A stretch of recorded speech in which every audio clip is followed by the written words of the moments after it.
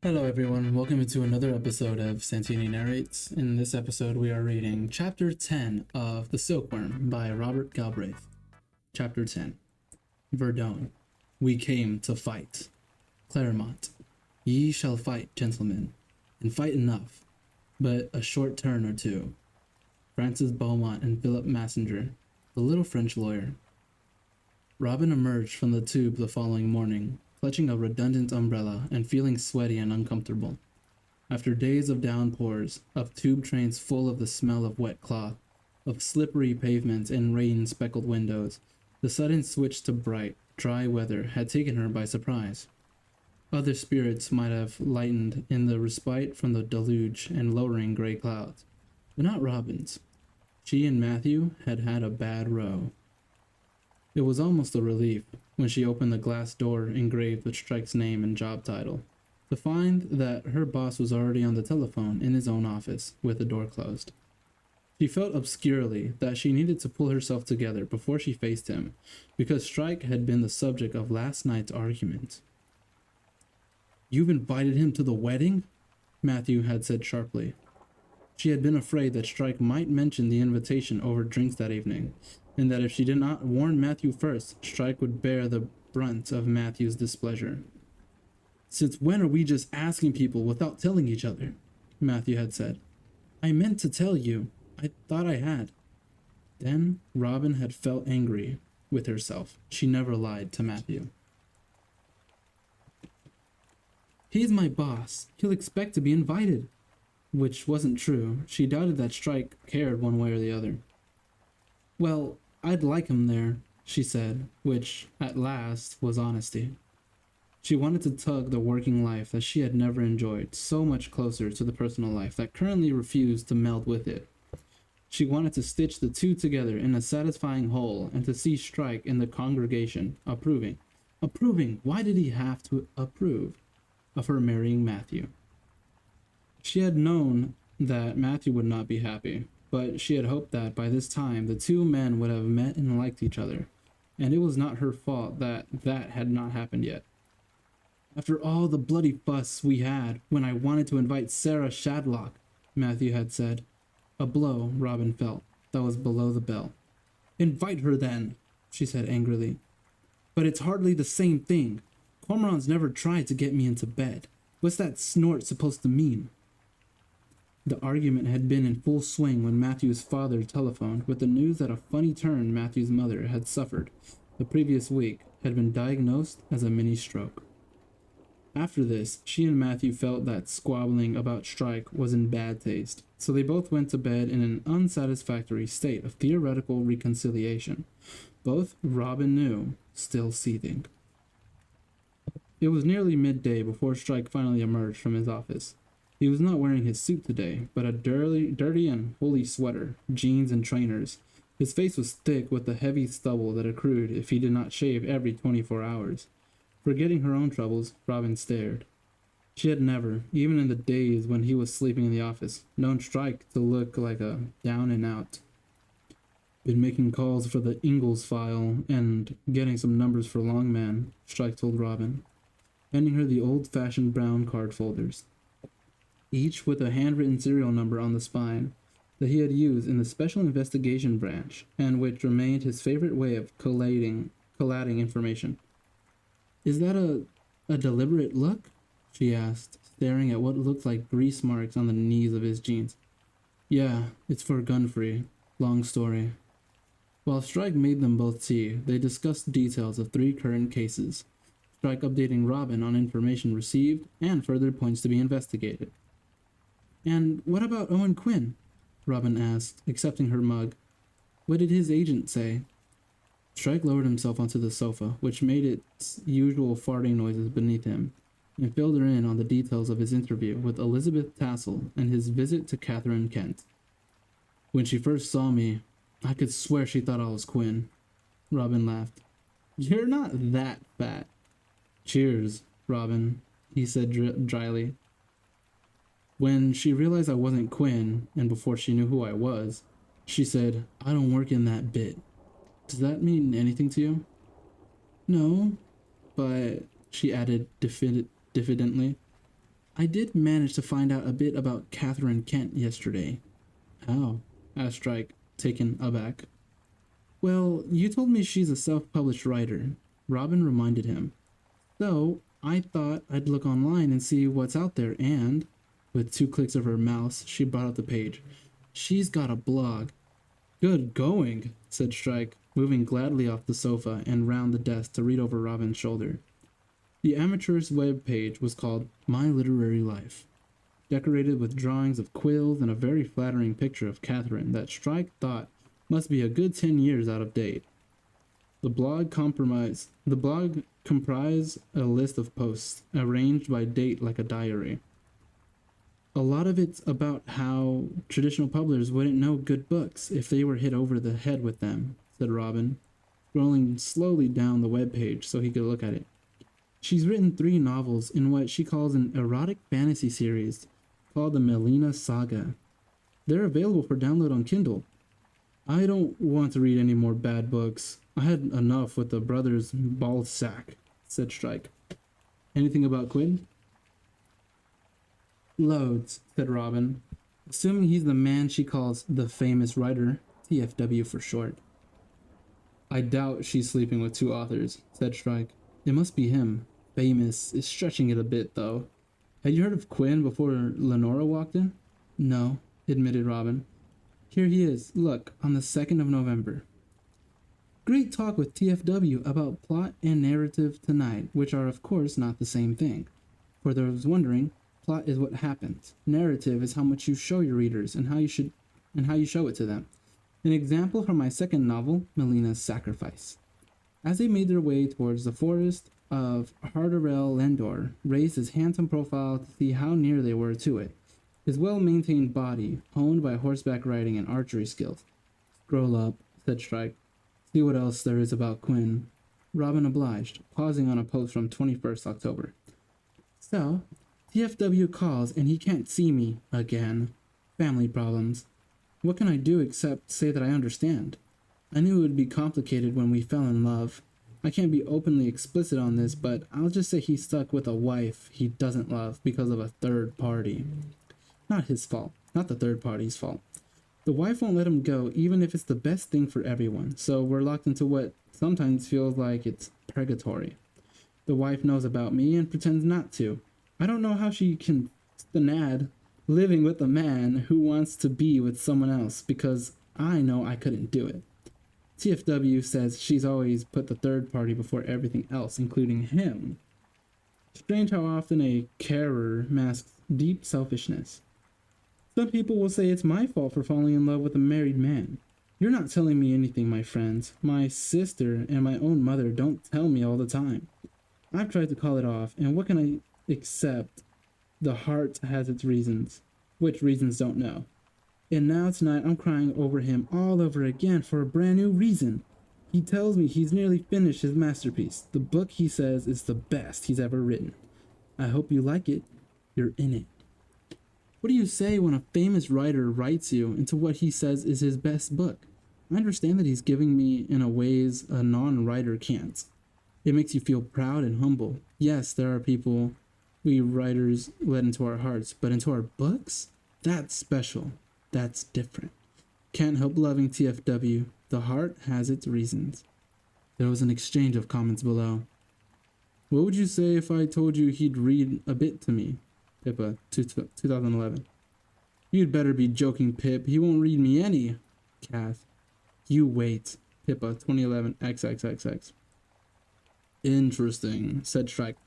Very interesting. When Kent attacked me last night, she assured me that someone called Pippa wanted to kill me. Look at this then, said Robin in excitement, scrolling down to 9th November. The first time I ever met TFW, he said to me, "You're not writing properly unless someone is bleeding, probably you." As followers of this blog know, I've metaphorically opened my veins, both here and also in my novels. But today, I feel like I have been fatally stabbed by somebody who I learned to trust. Oh, Macheath, thou hast robbed me of my quiet. To see TV tortured would give me pleasure. Where's that quotation from? Asked Strike. Robin's nimble fingers danced across the keyboard. The Beggar's Opera by John Gay. Erudite, for a woman who confuses your and goes in for random capitalization. We can't all be literary geniuses, said Robin reproachfully. Thank Christ for that, from all I'm hearing about them. But look at the comment under the quotation, said Robin. Returning to Catherine's blog, she clicked on the link and a single sentence was revealed. I'll turn the handle on the fucking wrath for you, Kath. This comment, too, had been made by Pippa 2011. Pippa sounds a handful, doesn't she? Commented Strike. Anything about what Kent does for a living on here? I'm assuming she's not paying the bills with her erotic fantasies. That's a bit odd, too. Look at this bit. On 28th October, Catherine had written, like most writers, I also have a day job. I can't say too much about it for security reasons. This week, security has been tightened at our facility again, which means in consequence that my officious co-worker, born-again Christian, sanctimonious on the subject of my private life, an excuse to suggest to management that blogs, etc., she should be viewed in case sensitive information is revealed. Fortunately, it seems sense has prevailed and no action is being taken. Mysterious, said Strike. Titan security. Women's prison? Psychiatric hospital? Or are we talking industrial secrets? And look at this, on the 13th of November. Robin scrolled right down to the most recent post on the blog, which was the only entry after that in which Catherine claimed to have been fatally stabbed. My beloved sister has long lost her battle with breast cancer 3 days ago. Thank you all for your good wishes and support. 2 comments had been added below this, which Robin opened. Pippa 2011 had written, So sorry to hear this, Kath. Sending you all the love in the world, XXX. Catherine had replied, Thanks, Pippa. You're a real friend, XXXX. Catherine's advance thanks for multiple messages of support sat very sadly above the short exchange. Why? Asked Strike heavily. Why what? Said Robin, looking up at him. Why do people do this? Blog, you mean? I don't know. Didn't someone once say the unexamined life isn't worth living? Yeah, plateau, said Strike. But this isn't examining a life. It's exhibiting it. Oh God, said Robin, slopping tea down herself as she gave a guilty start. I forgot, there's something else. Christian Fisher called just as I was walking out the door last night. He wants to know if you're interested in writing a book. He what? A book, said Robin, fighting the urge to laugh at the expression of disgust on Strike's face. About your life, your experiences in the army and solving the Lula Landry. Call him back, said Strike, and tell him no, I'm not interested in writing a book. He drained his mug and headed for the peg where an ancient leather jacket now hung beside his black overcoat. You haven't forgotten tonight? Robin said, with the knot that had temporarily dissolved tight in her stomach again. Tonight? Drinks, she said desperately. Me, Matthew, the King's Arms. No, haven't forgotten, he said, wondering why she looked so tense and miserable. Expect I'll be out all afternoon, so I'll see you there. 8, was it? 6:30, said Robin, tenser than ever. 6:30, right, I'll be there. Venetia. She did a double take. How did you know? It's on the invitation, said Strike. Unusual. Where did that come from? I was conceived there, apparently, she said, pink in the face. In Venice. What's your middle name? He asked. Over his laughter, half amused, half cross. D.B. Strike. What's the B? Going to get going, said Strike. See you at 8.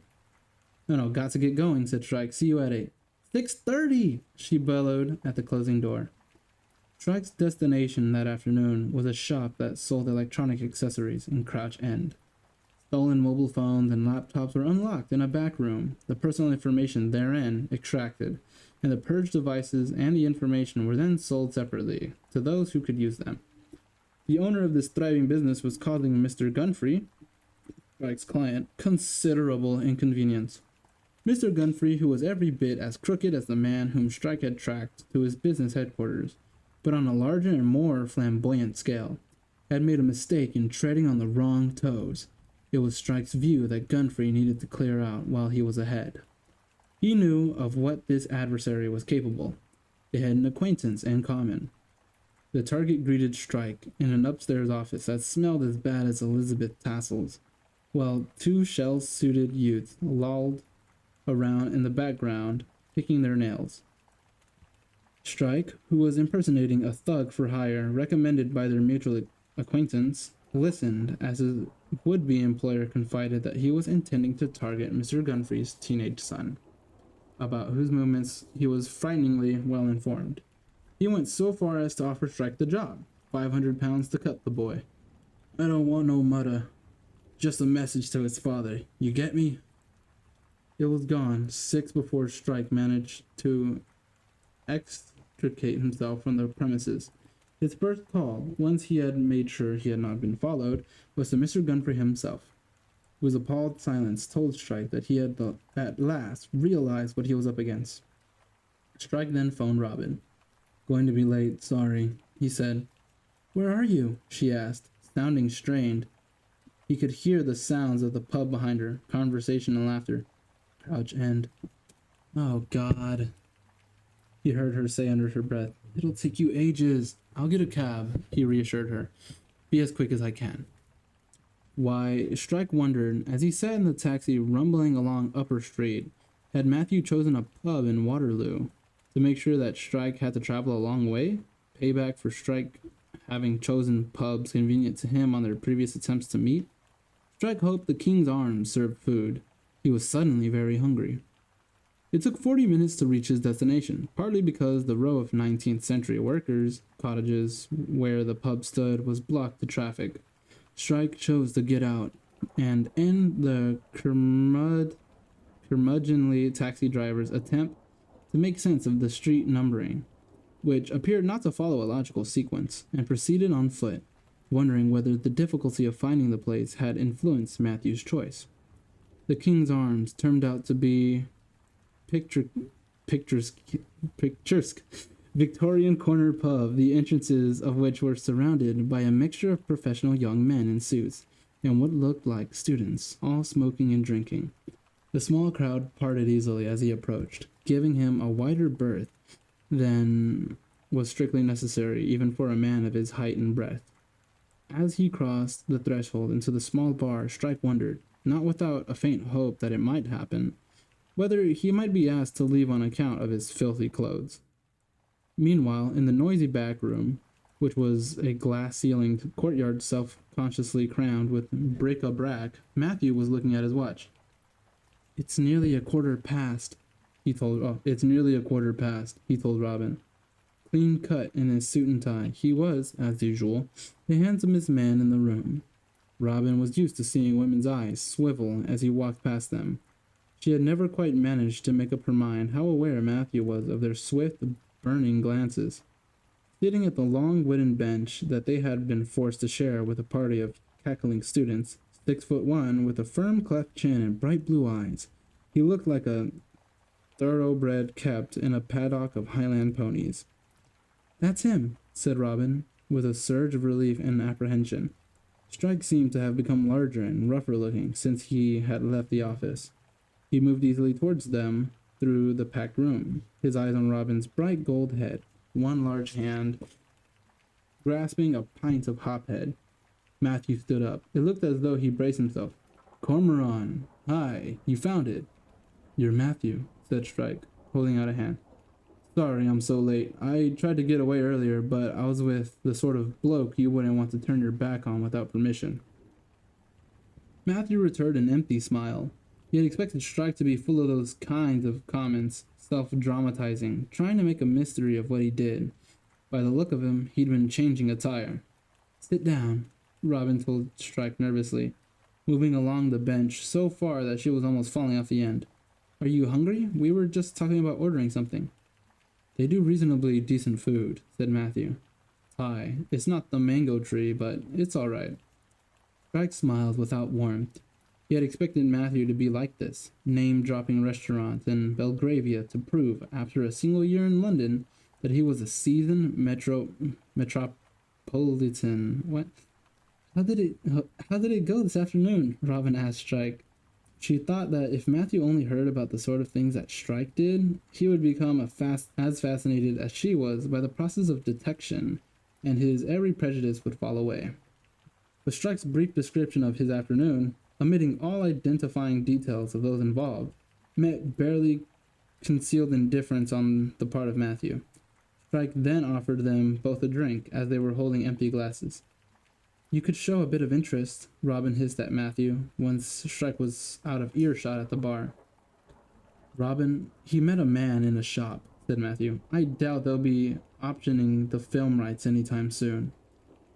Pleased with his own wit, he returned his attention to the blackboard menu on the opposite wall.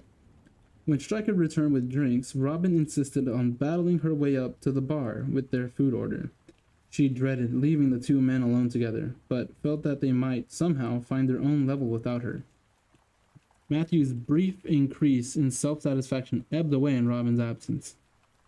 Your ex-army, he found himself telling Strike, even though he had been determined not to permit Strike's life experience to dominate the conversation.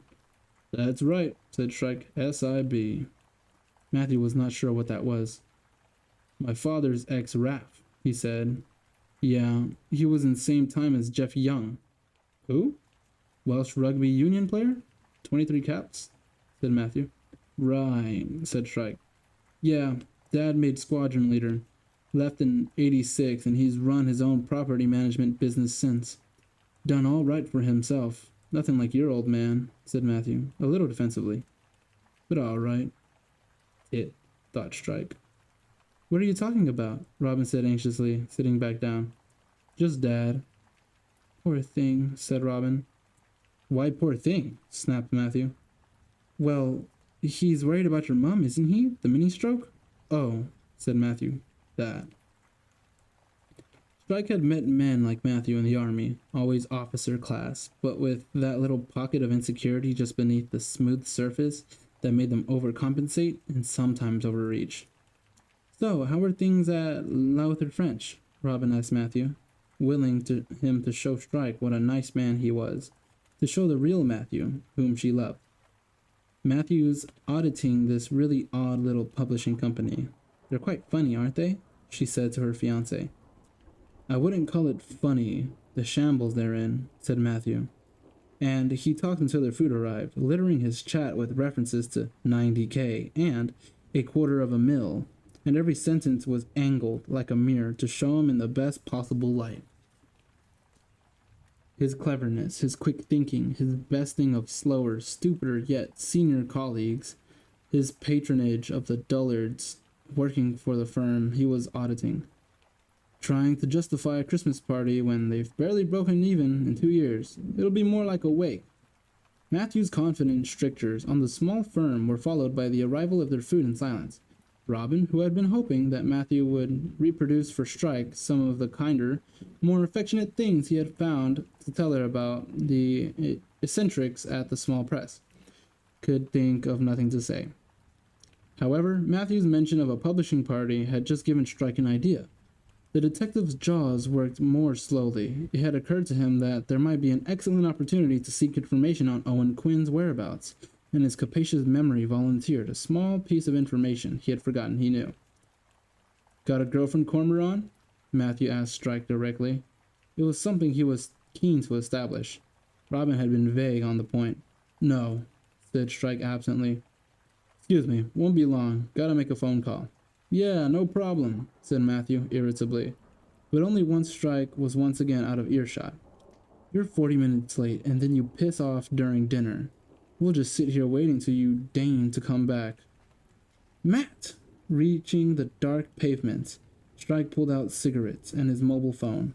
Lighting up, he walked away from his fellow smokers to the quiet end of the side street to stand in the darkness beneath the brick arches that bore the railway line. Culpepper answered on the third ring. Strike, he said. How's it going? Good. Calling to ask a favor.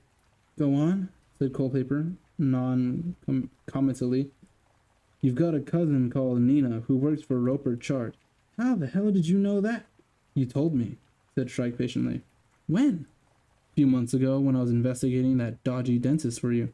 Your fucking memory, said Culpepper, sounding less impressed than unnerved. It's not normal. What about her? Couldn't put me in touch with her, could you? Asked Strike. Rob Burchard have got an anniversary party tomorrow night and I'd like to go. Why? I've got a case, said Strike evasively. He never shared with Culpepper details of the high society divorces and business ruptures he was investigating, in spite of Culpepper's frequent requests to do so. And I just gave you the scoop of your bloody career.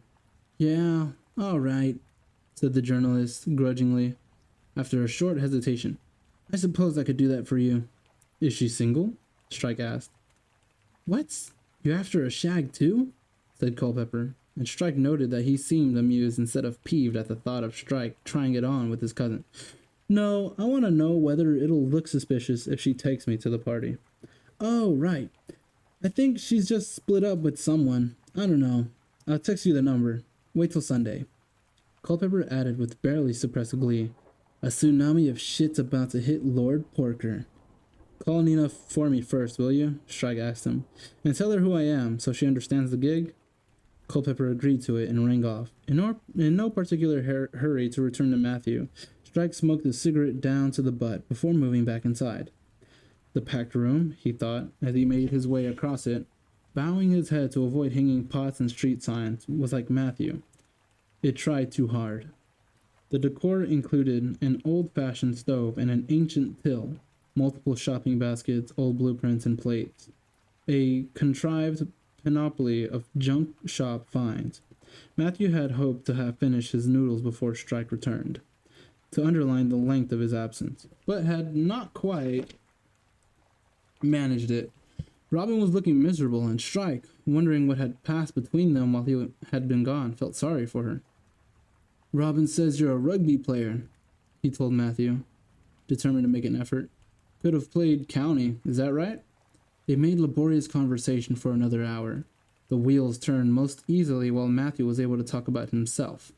Strike noticed Robin's habit of feeding Matthew lines and cues, each designed to open up an area of conversation in which he could shine. How long have you two been together? He asked. 9 years, said Matthew, with a slight return of his former combative air. That long? Said Strike, surprised. What, were you at university together? School, said Robin, smiling. 6th form. Wasn't a big school, said Matthew. She was the only girl with any brain who was fanciable. No choice. Tosser, said Strike. Their way home lay together as far as Waterloo Station.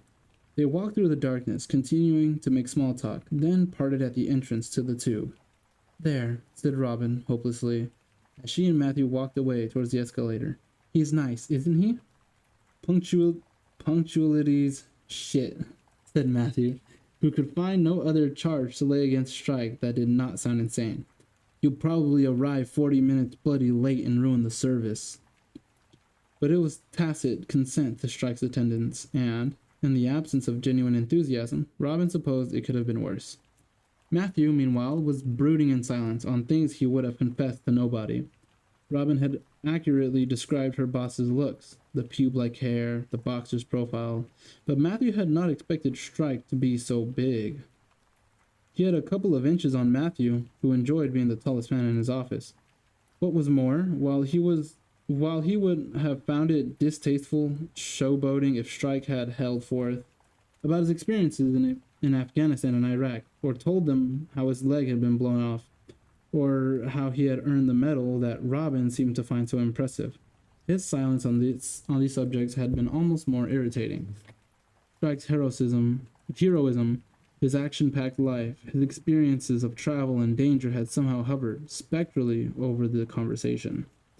Beside him on the train, Robin too sat in silence. She had not enjoyed the evening one bit.